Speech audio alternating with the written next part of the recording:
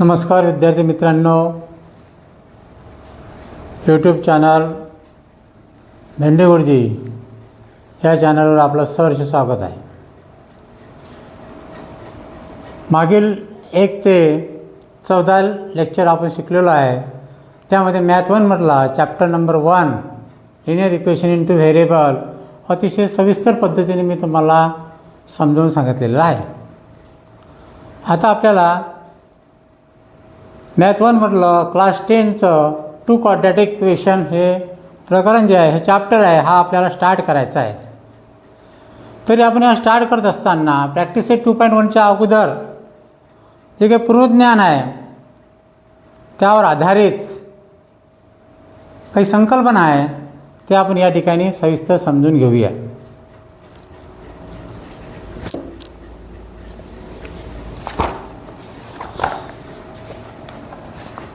Page number 30 वर दिलेला आहे. You have studied polynomial last year. You know types of polynomials according to their degrees.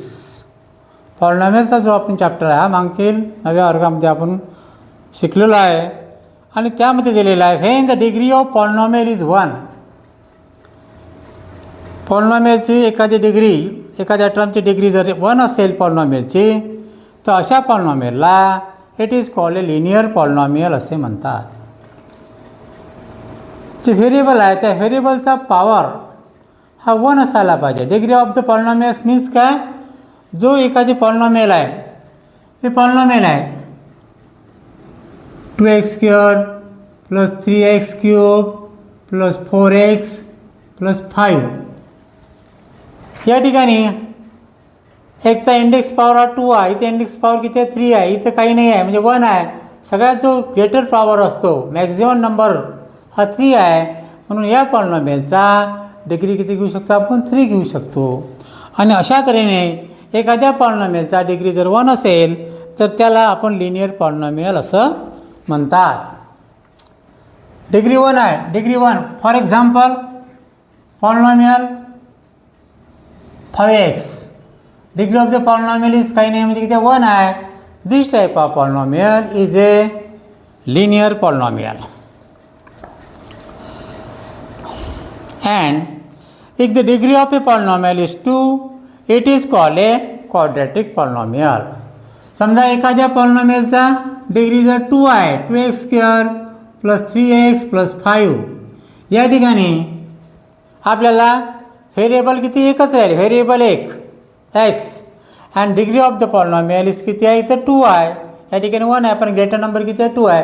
जर एखाद्या पॉलिनॉमियलचा degree जर 2 असेल तर अशा पॉलिनॉमियलला क्वाड्रॅटिक पॉलिनॉमियल असे म्हणतात.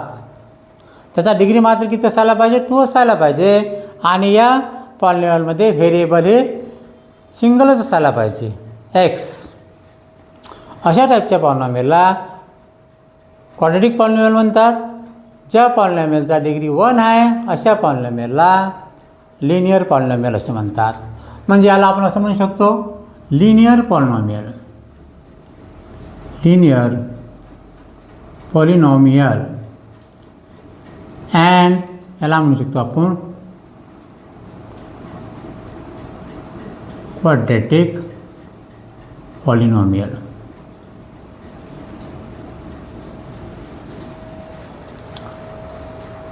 एखाद्या पॉलिनॉमियलचा डिग्री जर 1 असेल तर अशाला लिनियर पॉलिनॉमियल म्हणतात.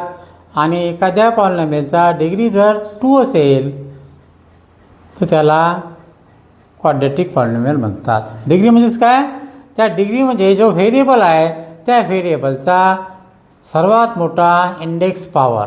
इथं 2 आहे, इथं 1 आहे, मग या 1 आणि 2 मध्ये कोणचा पॉवर मोठा आहे, 2 आहे. आणि म्हणून या पॉलिनॉमियलचा डिग्री हा 2 होऊ शकतो. आणि 2 डिग्री जर असेल पॉलिनॉमियलला तर त्या पॉलिनॉमियलला क्वाड्रॅटिक पॉलिनॉमियल असे म्हणतात. एक ॲक्टिव्हिटी दिलेली आहे या ठिकाणी, पाहूया आपण activity.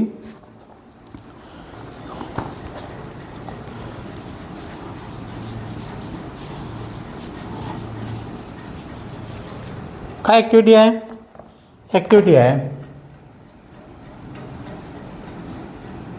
Activity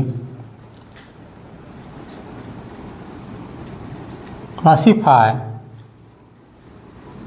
the following,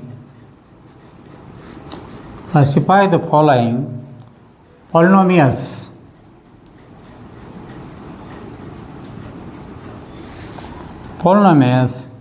as linear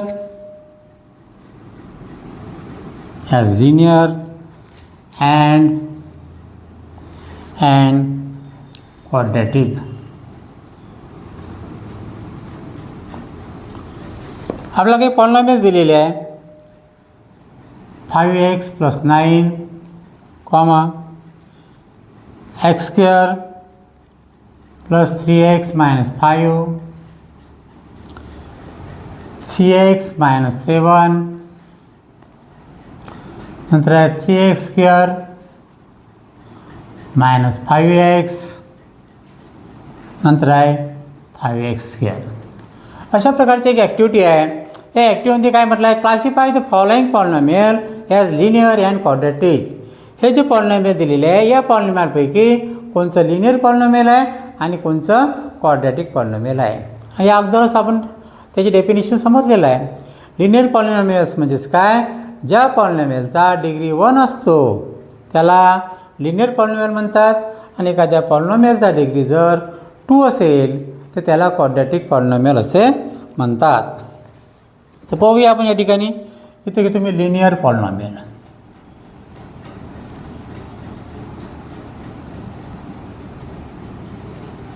आणि इकडे घेतो मी क्वाड्रॅटिक पॉलिनॉमियल.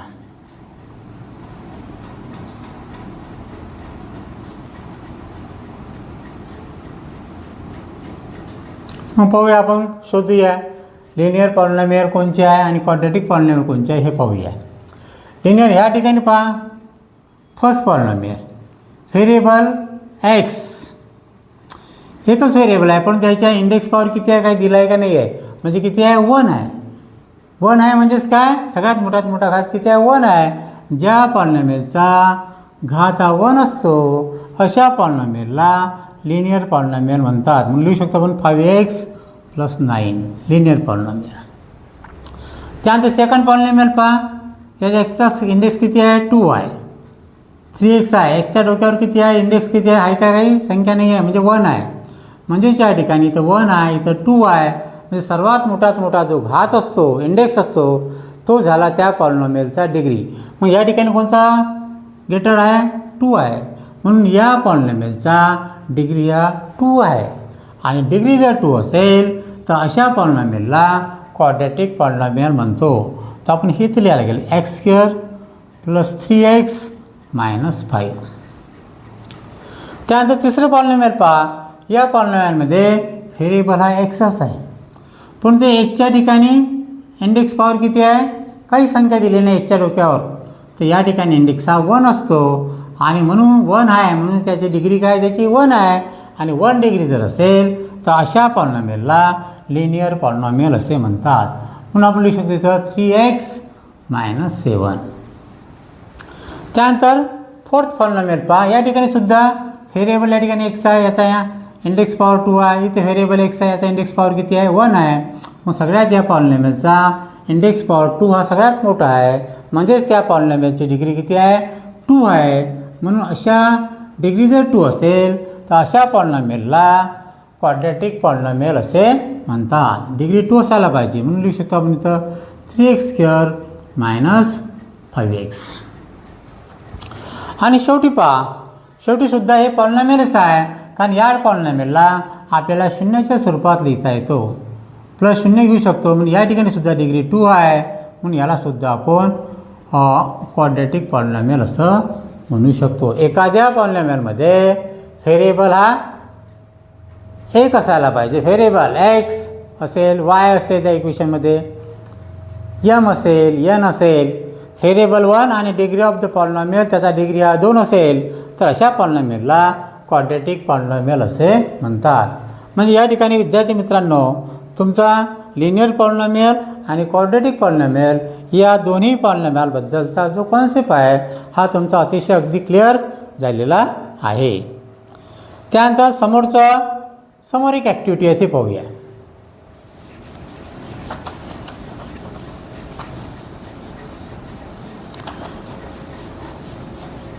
काय ॲक्टिव्हिटी आहे आपली समोरची, लक्षात द्या विद्यार्थी मित्रांनो.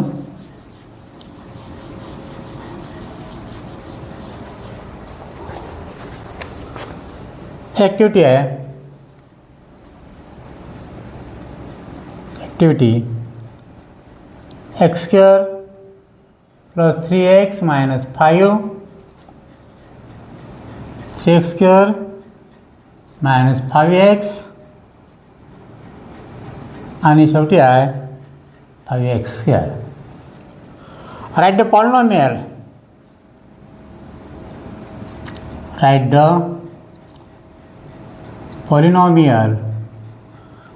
polynomials in the index. तुमच्या पेज नंबर 31 मध्ये ही ॲक्टिव्हिटी दिलेली आहे.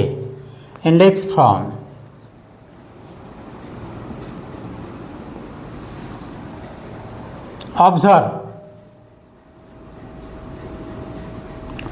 observe the coefficient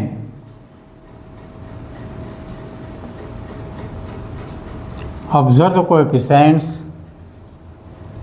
and fill in the boxes, fill in the boxes. पाहूया काय दिलं या ठिकाणी, दिलं आहे coefficients of x square are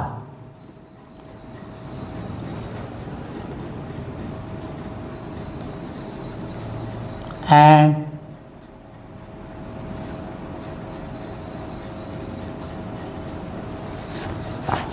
this coefficient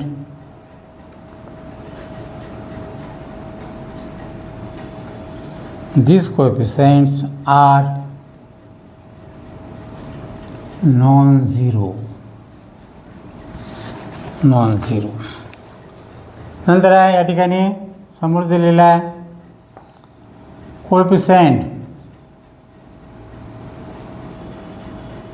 coefficients of x are 3 comma brackets comma and brackets respectively.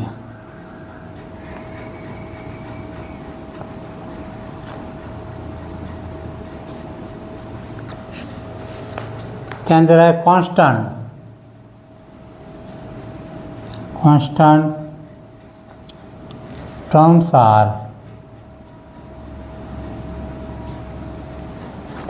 terms are brackets, another brackets and another brackets and respectively.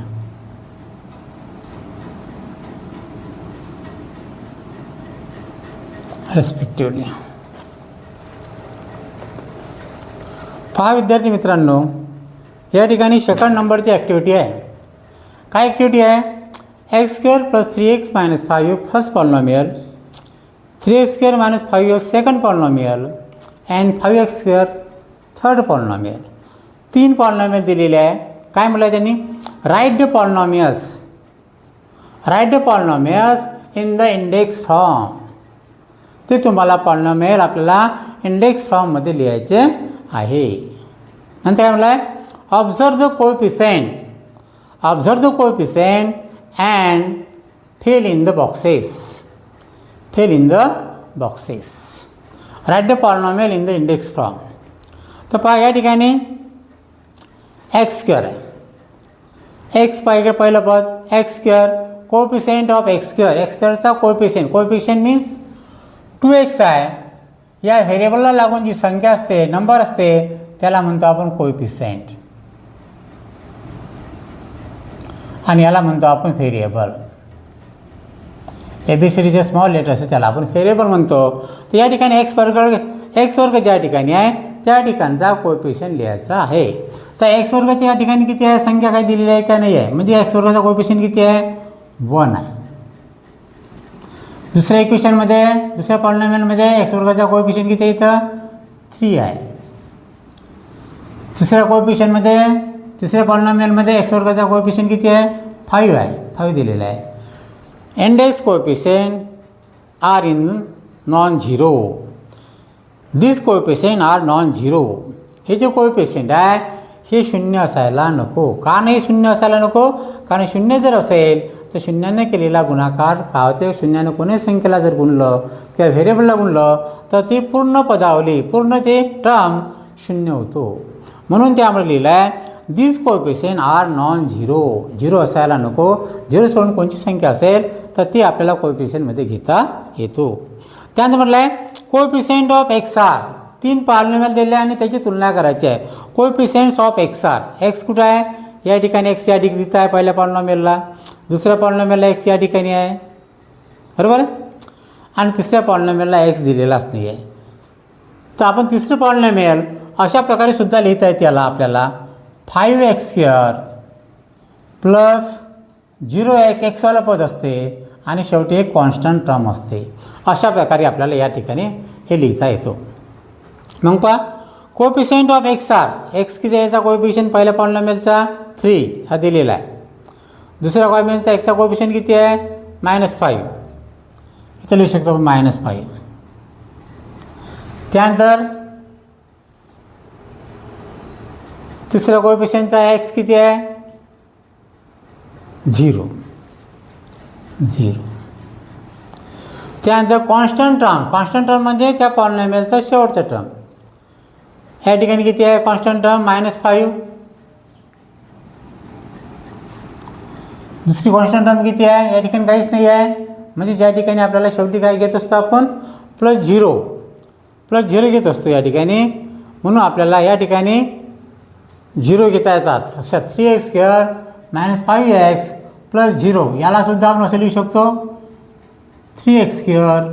x² पद आलं पाहिजे, नंतर एक्सवाला पद आलं पाहिजे, नंतर आपल्याला या ठिकाणी एखादा नंबर आला पाहिजे. नंबर दिला नाही म्हणून 0 = 0 अशा प्रकारे. समजलं?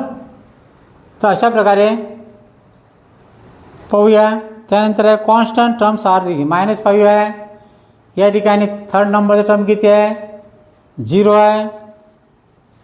आणि शेवटी सुद्धा किती आहे 0 आहे.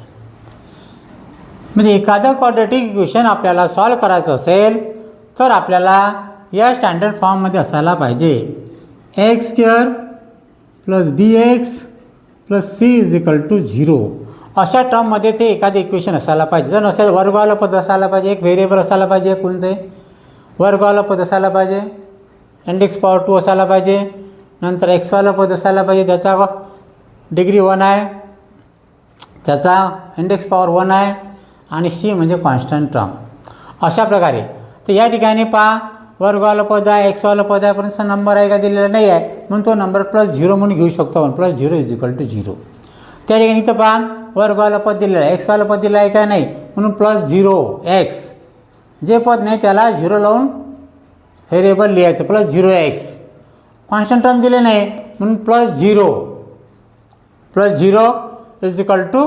0. अशा प्रकारे हे क्वाड्रॅटिक इक्वेशन आपल्याला या ठिकाणी लिहिता येते. तसं या ठिकाणी सुद्धा आपल्याला एक क्वाड्रॅटिक इक्वेशन लिहिता येते. इथं वर्गवाला पद दिलेला आहे, एक्सवाला पद आहे, -5 आहे, कॉन्स्टंट टर्म आहे, = 0. अशा प्रकारे आपल्याला जे काही पॉलिनॉमियल दिलेले आहे ते पॉलिनॉमियल आपल्याला स्टँडर्ड फॉर्ममध्ये लिहायचे असतात. वर्गवाला पद आलं पाहिजे, एक्सवाला पद आलं पाहिजे, एखादा कॉन्स्टंट टर्म आला पाहिजे = 0 असा टाईप जर असेल तर अशा टाईपच्या इक्वेशनला त्या क्वाड्रॅटिक इक्वेशनचा स्टँडर्ड फॉर्म असे म्हणतात. तर अशा प्रकारे विद्यार्थी मित्रांनो आहे तुम्हाला यावर आधारित काही प्रॉब्लेम येत असतात, काही पॉलिनॉमियल दिले राहतात, त्यावर तुम्ही त्याचे कोएफिशियंट लिहा. तर ते कोएफिशियंट आपल्याला लिहिता यायला पाहिजे. पहिले सुरुवातीला संबंधित इक्वेशन आहे ते स्टँडर्ड फॉर्ममध्ये आहे किंवा नाही ते पहिले पाहावं लागेल. नसेल तर त्याला स्टँडर्ड फॉर्ममध्ये आपल्याला आणता येईल. तरी पुन्हा अजून एक संकल्पना तुमची क्लिअर करतो मी, लक्षात घ्या.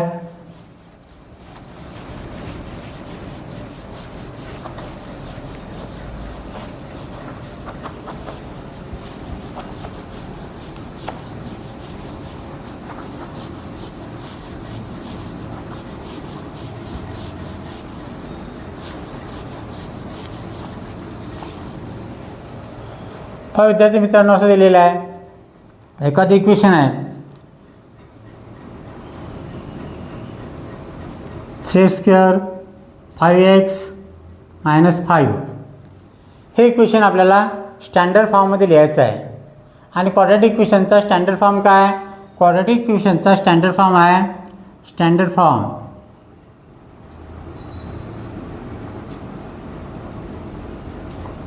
काय? ax² + bx + c = 0. म्हणजे वर्गवाला पद असायला पाहिजे, व्हेरिएबल एक असायला पाहिजे, एक्स असेल तर xx असायला पाहिजे, वाय असेल तर वाय असायला पाहिजे, झेड असेल तर झेड असायला पाहिजे. आणि त्या इक्वेशनचा डिग्री हा 2 असायला पाहिजे. डिग्री 2 आहे. नंतर 1चा पॉवर किती? 1 असायला पाहिजे. उतरत्या क्रमात वर्गवाला 2चा पॉवर, नंतर 1चा पॉवर, आणि त्यानंतर सी मीन्स कॉन्स्टंट टर्म. कोणते असू शकते? त्या कॉन्स्टंट टर्मला चिन्ह कोणते असो, मायनस असो प्लस असो, ते सुद्धा आपल्याला घ्यायचं असते. तर या ठिकाणी विद्यार्थी मित्रांनो लक्षात घ्या, अशा प्रकारे स्टँडर्ड फॉर्ममध्ये आहे काय शून्याच्या स्वरूपात हे इक्वेशन? नाही आहे. मग हे इक्वेशन हा क्वाड्रॅटिक इक्वेशन सॉल्व्ह करत असताना सर्वात प्रथम पाहायचं ते स्टँडर्ड फॉर्ममध्ये आहे किंवा नाही हे पहिले पाहून घेणं आवश्यक आहे.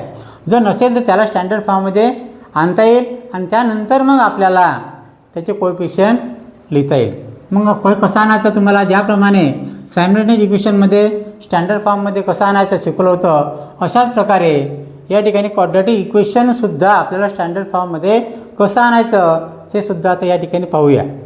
काय करायचं? हे इक्वेशन आहे, फिजिकल टू चिन्ह आहे, लेफ्ट हँड साईड आहे, राईट हँड साईड आहे. कधी सर नेहमी left hand side as it is जशा तसं लिहून घ्यायचं. काय राहिलं या ठिकाणी? 3x². लेफ्ट हँड साईड त्या पॉलिनॉमियल जशा तसं लिहिलं आपण.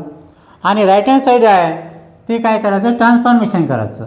ट्रान्सफॉर्मेशन करायचं म्हणजेच काय? एखाद्या टर्मला प्लस साईन असेल त्याचं मायनस करायचं, एखाद्या नंबरला मायनस असेल त्याला प्लस करायचं. नंबर चेंज करायचे, प्लसचे मायनस करायचे, मायनसचे प्लस करायचे. या ठिकाणी प्लस 5x आहे तर म्हणून काय साईन आहे की तर प्लसची नाही आहे. जर साईन जर नसेल एखाद्या संख्येला तर त्या ठिकाणची जर साईन असेल ते प्लस समजायची. म्हणून या ठिकाणी प्लस आहे म्हणून या ठिकाणी काय झालं? -5x. काय झालं या ठिकाणी? -5x. आणि या ठिकाणी नंबरचं साईन काही तर मायनस आहे म्हणजे झालं +5 = 0. This type of equation is the standard form of quadratic equation.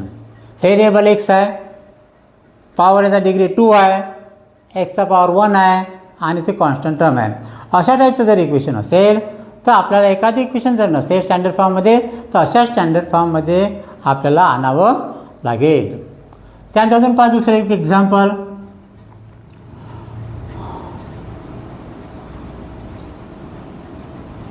-3x = 2x + 5. This top equation आहे.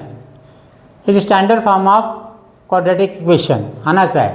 काय करायचं? क्वाड्रॅटिक इक्वेशनमध्ये आणायचं असताना या ठिकाणी लक्षात घ्या, क्वाड्रॅटिक इक्वेशनमध्ये आणत असताना left hand side as it is, -3x as it is, right hand साईडचं ट्रान्सफॉर्मेशन इथं प्लस आहे तर -2x² + 5 आहे, -5 = 0.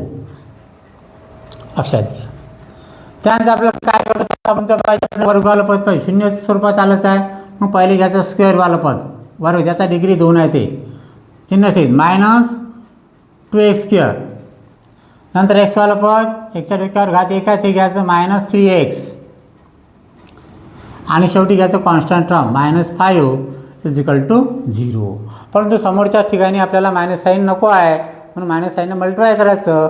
मायनस साईननं मल्टिप्लाय जर केलं तर मायनसचा प्लस होईल, प्लसचं मायनस होईल. तर म्हणून या ठिकाणी लिहू शकतो multiplying both sides by minus sign, multiply both sides by minus sign. या समीकरणाच्या दोन्ही बाजूला मायनस साईनने गुणायचं आहे. मायनस साईनने गुणणे म्हणजेच काय? प्लसचं मायनस करायचं, मायनसचं प्लस करायचं. इथं मायनस आहे म्हणजे झालं 2x², इथं मायनस आहे +3x आणि या ठिकाणी -5 आहे +5 = 0. This type of equation is the standard form of quadratic equation. वर्गवालं पद आहे, एक्सवालं पद आहे आणि नंबर संख्या असेल ते कॉन्स्टंट टर्म. पुन्हा या टाईप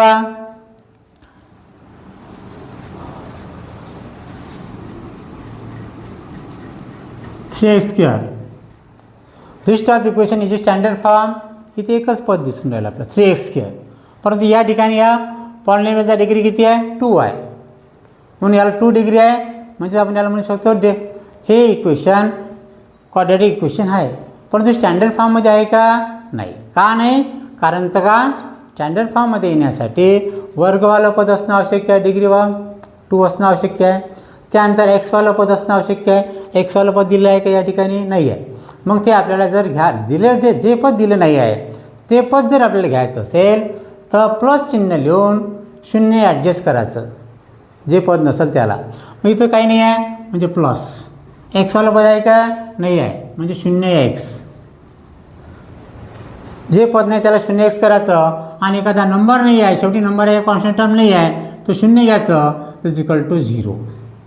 अशा प्रकारे एखादं पॉलिनॉमियल आपल्याला अशा स्वरूपामध्ये लिहिता येतो स्टँडर्ड फॉर्ममध्ये. म्हणून म्हटलं होतं आपण इथं this type of equation is a standard form. परंतु या ठिकाणी ह्या 2 टर्म दिलेल्या नव्हत्या, म्हणून आपण इथे ॲडजस्टमेंट केलं +0x. 0x मीन्स काय? 0ला काही अर्थ नाही, मल्टिप्लाय केलं तर 0 होते आणि या 0ला काही व्हॅल्यू नाही. म्हणजे अशा प्रकारे हे इक्वेशन या स्टँडर्ड फॉर्ममध्ये आपल्याला लिहिता आलं पाहिजे.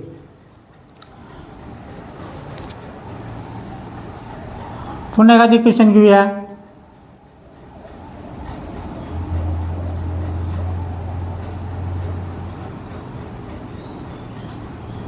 (2x² + 5 = 3x). This type of equation is not a quadratic equation. Quadratic equation आहे, परंतु तो स्टँडर्ड फॉर्ममध्ये लिहायचा. आपल्याला स्टँडर्ड फॉर्ममध्ये पाहायचा. का क्वाड्रॅटिक इक्वेशन आहे? कारण का पहिले त्याला स्टँडर्ड फॉर्ममध्ये लिहायचं आणि त्याच्यानंतर मग ठरवायचं आपल्याला. कारण या ठिकाणी पहा, left hand side as it is = जे इक्वली लेफ्ट हँड साईड आहे, इक्वली राईट हँड साईड आहे. Left hand side as it is काय लिहिली? 2x² + 5. राईट हँड साईडचा प्लस असेल मायनस, मायनस असेल प्लस, प्लस 3x आहे म्हणून -3x = 0. देअरफॉर या ठिकाणी स्क्वेअरवाला पद कोणतं आहे? डिग्री 2 आलं. 2x² पद लिहायचं, ॲडजस्टमेंट करून घ्या जिथच्या तिथं. फक्त चिन्हात बदल झाला नाही पाहिजे. वर्गवालं पद पाहिजे, नंतर एक्सवालं पद पाहिजे, चिन्ह सहित. एक्सचा घात 1 वालं पद पाहिजे. साईन कोणचं आहे? मायनस आहे, -3x. आणि त्यानंतर कॉन्स्टंट टर्म आहे +5 = 0. पहिले स्टँडर्ड फॉर्ममध्ये आणायचं आणि त्यानंतर मग सोडवायचं ते क्वाड्रॅटिक इक्वेशन आहे किंवा नाही. या ठिकाणी डिग्री 2 आहे. या पॉलिनॉमियलचा डिग्री किती आहे? 2 आहे.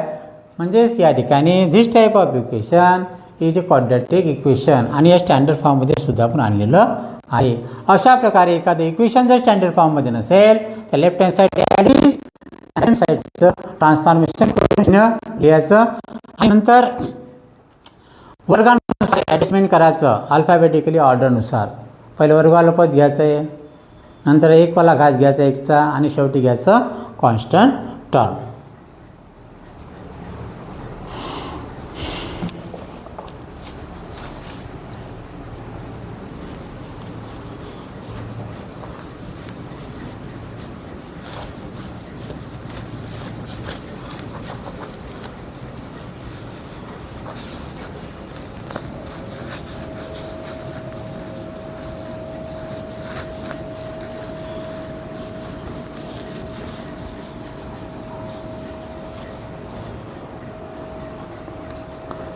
समोरचा टॉपिक आहे विद्यार्थी मित्रांनो,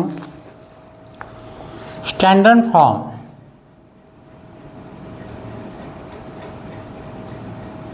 standard form of quadratic equation. Quadratic equation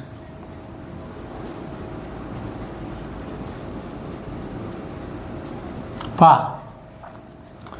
ह्याच्या अगोदर सुद्धा आपण सांगितलं standard form of quadratic equation. The equation involving 1 variable. Quadratic इक्वेशनमध्ये 1 व्हेरिएबल यायला पाहिजे. एक्सचं आलं तर त्या इक्वेशनमध्ये एक्सच यायला पाहिजे, दुसरा व्हेरिएबल यायला नको. आणि त्याचा डिग्री पॉवर किती असायला पाहिजे? 2 असायला पाहिजे. ह्या 2 कंडिशन जर सॅटिस्फाय होत असेल तर this type of equation is a quadratic equation. खाली दिलं आहे the equation involving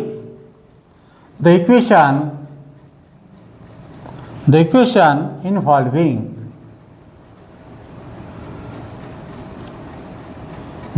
involving one variable. Variable म्हणजे ABCDचे लहान स्मॉल लेटर असतात, त्याला व्हेरिएबल म्हणतात. त्या इक्वेशनमध्ये वन व्हेरिएबल, एकच चल असायला पाहिजे व्हेरिएबल. अँड हॅविंग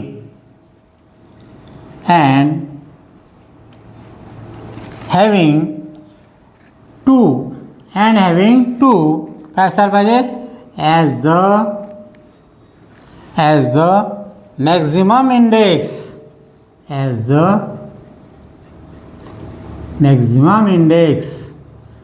त्या पॉलिनॉमियलचा, त्या इक्वेशनचा maximum index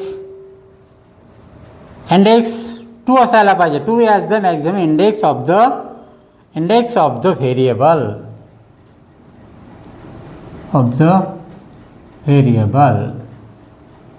index of the variable is called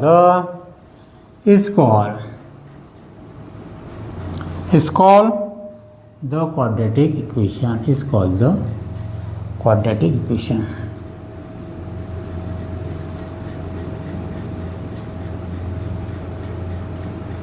Is called the quadratic equation. काय डेफिनेशन लिहिले आहे? The equation involving one variable. जे इक्वेशन आपलं तयार मिळेल आपल्याला, त्याच्यामध्ये एक व्हेरिएबल असायला पाहिजे. व्हेरिएबल्स म्हणजे ABCDचे स्मॉल अक्षर. And having 2 as the maximum index of the variable. जो व्हेरिएबल घेतला एक्स व्हेरिएबल असेल त्याच्यावरचा इंडेक्स पॉवर हा 2 असायला पाहिजे. जर असेल तर अशा इक्वेशनला is called the quadratic equation. Quadratic इक्वेशनमध्ये वन व्हेरिएबल असायला पाहिजे आणि त्या व्हेरिएबलचा इंडेक्स पॉवर म्हणजे त्याच्या व्हेरिएबलच्या डोक्यावर संख्या ही 2 असायला पाहिजे. अशा टाईपचं जर इक्वेशन असेल तर अशा इक्वेशनला क्वाड्रॅटिक इक्वेशन असे म्हणतात. त्यानंतर आहे general form is.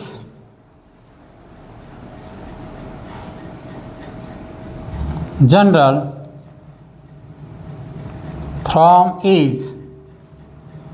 Form is x square plus bx plus c is equal to 0. हा general form of a quadratic equation. X square plus b x plus c वर्गवाला पद आहे. व्हेरिएबल एक्स आहे, एक व्हेरिएबल आहे, only one variable. And maximum index of the variable is 2 आहे. दोन्ही condition या ठिकाणी सॅटिस्फाय होऊन राहिल्या, म्हणून this type of equation is a quadratic equation, म्हणून याला स्टँडर्ड फॉर्ममध्ये म्हणतात.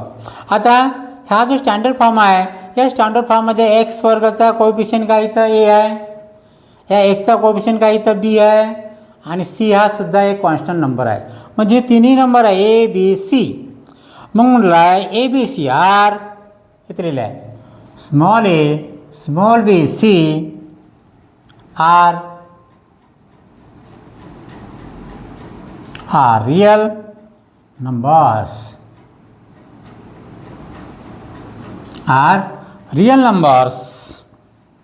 and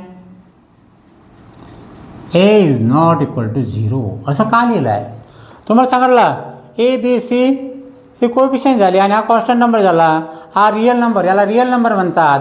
परंतु म्हटलं त्याने एक कंडिशन दिली, हा रिअल नंबर आहे परंतु a is not equal to 0. याचा अर्थ काय, हा जो ए आहे एक्स वर्गाचा जवळचा जो कोएफिशियंट आहे, हा कोएफिशियंट कधी 0 असायला नको. शून्यापेक्षा दुसरी कोणती संख्या असली तर चालेल, 1 2 3. 0 का नको? कारण 0 कोणी संख्येला गुणलं तर पूर्ण पद हे काय येईल, 0 येऊन जाईल. आणि 0 जर आलं तर या इक्वेशनला व्हॅल्यू राहील का, नाही. आणि म्हणून लिहिलं आहे त्यांनी and a is not equal to 0.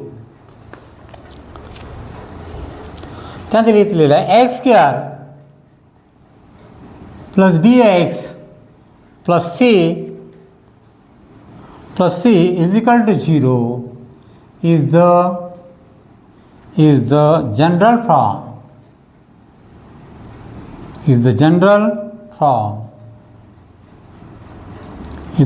form of quadratic equation.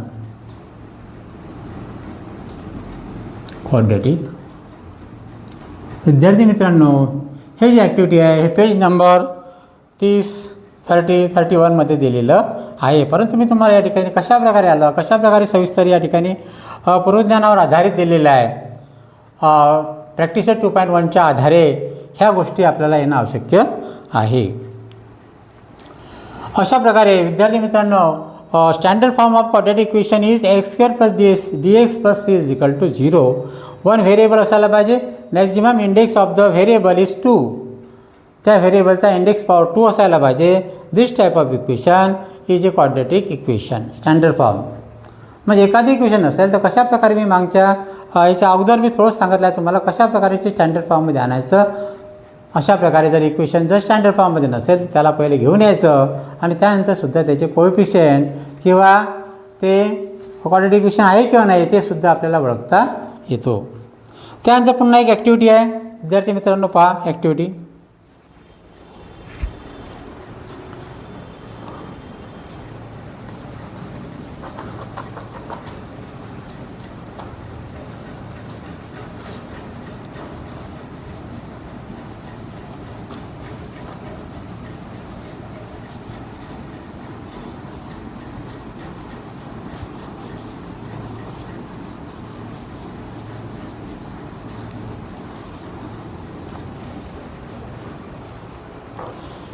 काय द्यायला विद्यार्थी मित्रांनो या ठिकाणी दिलं आहे क्वाड्रॅटिक इक्वेशन.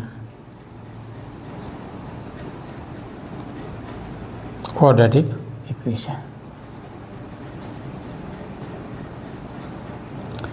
ॲक्टिव्हिटी.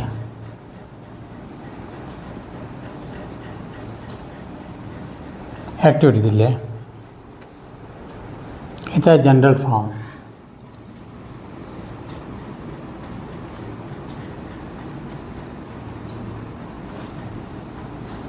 आणि या ठिकाणी आहे coefficient A, B and C. पाहूया आता विद्यार्थी मित्रांनो या ठिकाणी पहा. फर्स्ट इक्वेशन आहे क्वाड्रॅटिक इक्वेशन x² - 4 = 0 असं द्या. This type equation is a quadratic equation. का व्हेरिएबल x आहे परंतु या ठिकाणचा डिग्री किती आहे 2 आहे. दोन्ही कंडिशन सॅटिस्फाय झालेल्या आहे. परंतु या ठिकाणी आपल्याला जनरल फॉर्ममध्ये लिहायचं आहे. कशामध्ये फॉर्ममध्ये लिहायचं आहे जनरल फॉर्ममध्ये लिहायचं असेल. इथे या ठिकाणी डिग्री 2 असेल आणि व्हेरिएबल 1 असेल तर डायरेक्ट म्हणू शकतो आपण हे स्टँडर्ड फॉर्ममध्ये आहे. परंतु जनरल फॉर्ममध्ये लिहित असताना वर्गवाला पद आलं पाहिजे, एक्सवाला पद आलं पाहिजे, त्यानंतर एखादा कॉन्स्टंट टर्म यायला पाहिजे. जर नसेल तर 0 घ्यायचं. तर पाहूया इथं काय द्यायला या ठिकाणी जनरल फॉर्म x वर्गवाला पद आहे x². काय स्टँडर्ड फॉर्म इथे लिहून घेतो. स्टँडर्ड फॉर्म आहे ax² + bx + c = 0. पहा या ठिकाणी वर्गवाला पद आहे बरोबर आहे वर्गवाला पद. नंतर -4 व्हेरिएबल दिला आहे का त्या ठिकाणी नाही आहे म्हणून या ठिकाणी आपल्याला लिहू शकतो.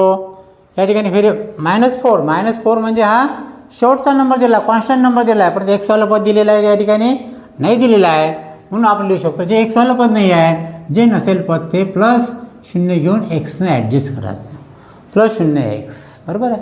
परंतु या ठिकाणी शेवटचा नंबर दिलेला आहे किती आहे -4 आणि म्हणून इथे लिहितो -4 = 0. पहा लक्षात घ्या हे इक्वेशन दिलेलं आहे. या इक्वेशनला जनरल फॉर्ममध्ये लिहायचं असेल तर वर्गवाला पद आहे वर्गवाला पद. परंतु एक्सवाला पद आहे का ज्याचा एक्सचा पॉवर 1 आहे इंडेक्स पॉवर 1 नाही आहे.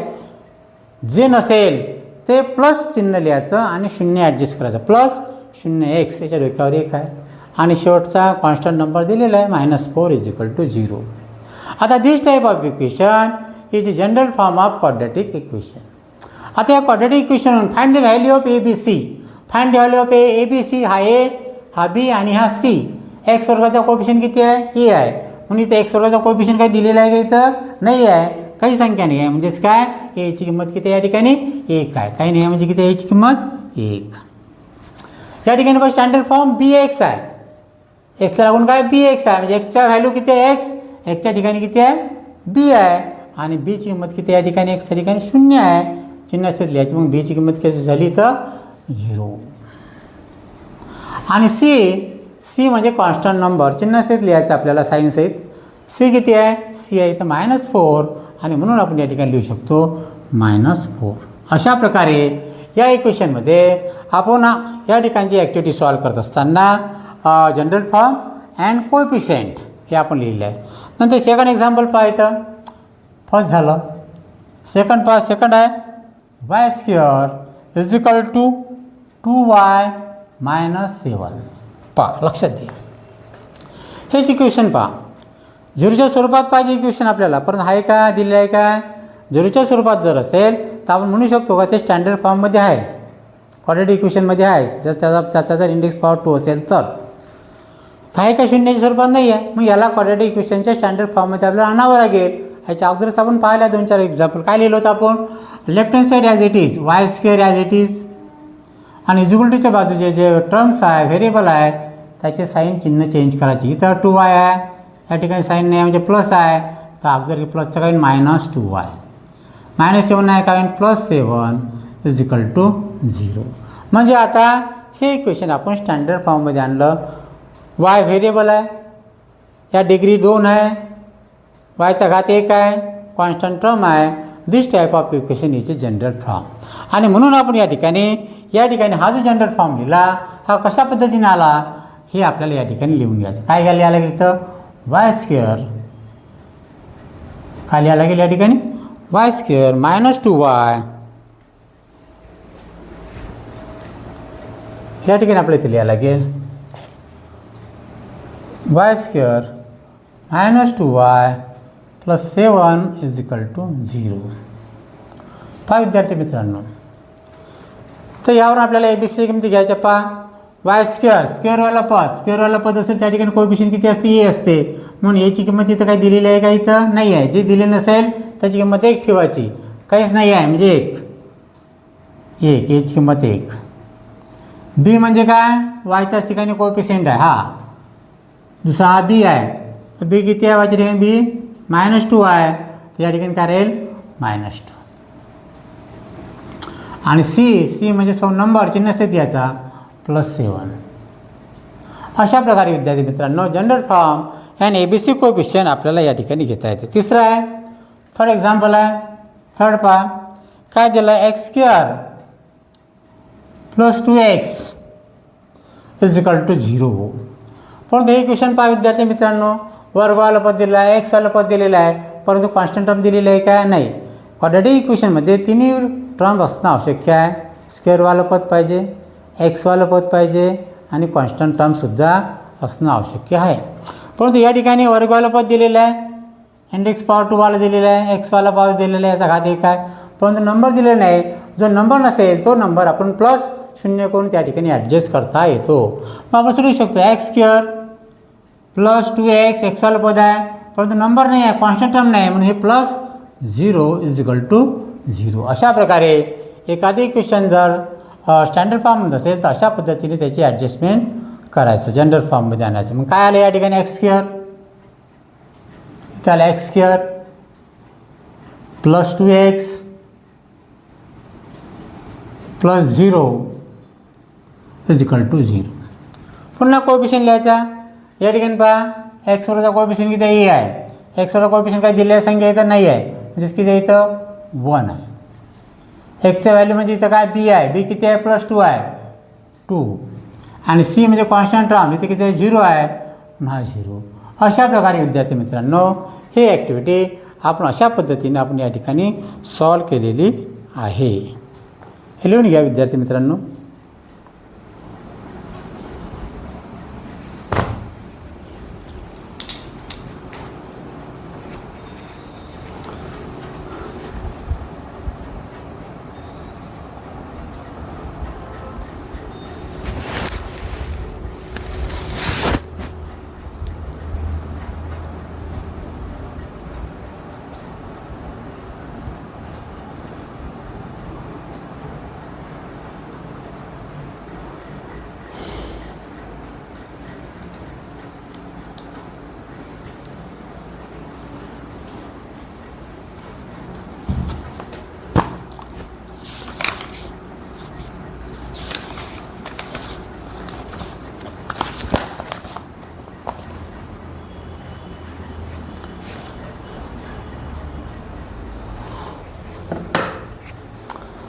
हा विद्यार्थी मित्रांनो, आता एक शेवटचा टॉपिक आहे.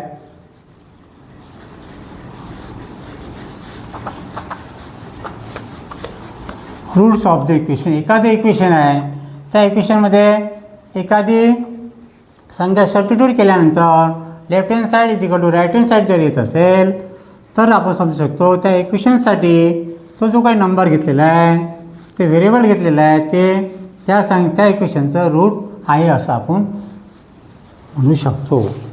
फॉर एक्झाम्पल एक घ्या, पहा याच्यावर आधारित गणित आहे. त्या ठिकाणी हे घेतलं मी इथं फर्स्ट इक्वेशन आहे. इथं हेडिंग टाकूया. इथे हेडिंग टाकायचं राहिलेलं आपल्याला.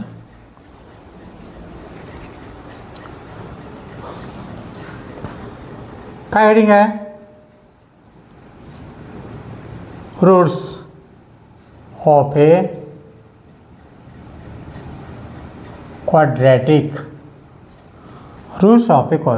इक्वेशन. काय झालं इक्वेशन हे सांगून. नंबर आहे, हा इक्वेशन आहे x² + 5x - 6 equation number 1.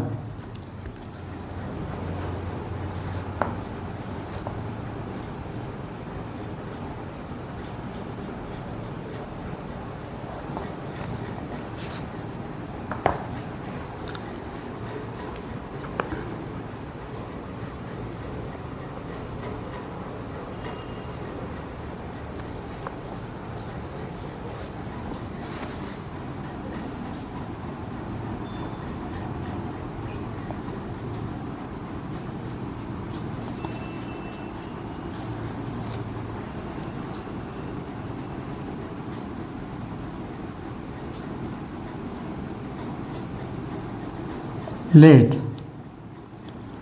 x = -6 solve problem आहे 32 मध्ये. In the polynomial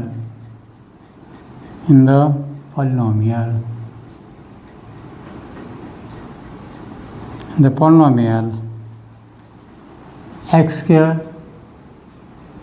+ 5x - 6. पहा विद्यार्थी मित्रांनो, या ठिकाणी x = -6 या इक्वेशनमध्ये आपल्याला टाकायचं आहे. लिहू शकतो आपण इथं x² - + 5x - 6. सबस्टिट्यूट. x ची व्हॅल्यू किती आहे? x किती आहे? -6. -6चा ब्रॅकेट स्क्वेअर + 5 × 6 म्हणजे 5 मल्टिप्लाइड बाय x ची व्हॅल्यू आहे -6. -6 ॲज इट इज. देअरफॉर कोणत्या स्क्वेअर समसंख्या असेल, एखादा ब्रॅकेट्स आणि ब्रॅकेट ठिकाणी जर इव्हन नंबर जर 2, 4, 6, 8 आणि मायनस साईन असेल ते प्लस होते, म्हणून 6चा स्क्वेअर झाला 36. या ठिकाणी मल्टिप्लिकेशनमध्ये मायनस प्लस मायनस होते आणि मायनस प्लस होते, म्हणून प्लस मायनस पहिले चिन्ह करा, चिन्हाचा गुणाकार करायचा. +- 6 पंच 30 आणि -6 ॲज इट इज. त्यानंतर पहा 36 ॲज इट इज आणि मायनस साईन किती असेल तर मायनसच साईन लिहायचं आणि बाकी टर्मची काय करायची? ॲडिशन. 30 + 6 36. 36 = 36 किती आलं? 0. एखाद्या पॉलिनॉमियलमध्ये एखाद्या व्हॅल्यूची किंमत टाकली असता जर शेवटचं उत्तर जर 0 येत असेल राईट हँड साईड, तर आपण म्हणू शकतो left hand side = right hand side. म्हणून हे इक्वेशन आहे आपलं असं x² + 5x - 6 = 0. Left hand side घेतल्यानंतर राईट हँड साईड आपल्याला इथं आलेला आहे आणि म्हणून लिहू शकतो x बरोबर -6 is a solution of the equation आणि याला आपण रूटसुद्धा म्हणू शकतो. hence -6 is one of the root of is -6 is one root of the equation.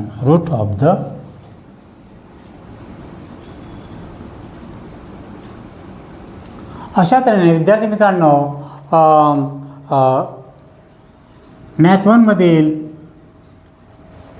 Class 10मध्ये chapter number 2 आपण या ठिकाणी घेतलेला आहे. 2.1 प्रॅक्टिस सेट घ्यायच्या अगोदर जे काही आपल्याला गुरुत्व ज्ञान होतं ते आपण या ठिकाणी तुम्हाला सविस्तर समजून सांगितलेलं आहे. विद्यार्थी मित्रांनो, तुम्हाला माझा जो लेक्चर आहे अतिशय सोप्या पद्धतीने मी तुम्हाला या ठिकाणी समजून सांगितलेलं आहे. तर विद्यार्थी मित्रांनो, माझ्या या लेक्चरला, या व्हिडिओला लाईक करा, शेअर्स करा, सबस्क्राईब करा माझ्या चॅनलला, जेणेकरून जास्तीत जास्त सबस्क्रायबर वाढेल आणि लाईक्स मिळेल. अशा तऱ्हेने विद्यार्थी मित्रांनो, समोरच्या लेक्चरमध्ये आपण प्रॅक्टिस सेट 2.1 बघूया. धन्यवाद विद्यार्थी मित्रांनो.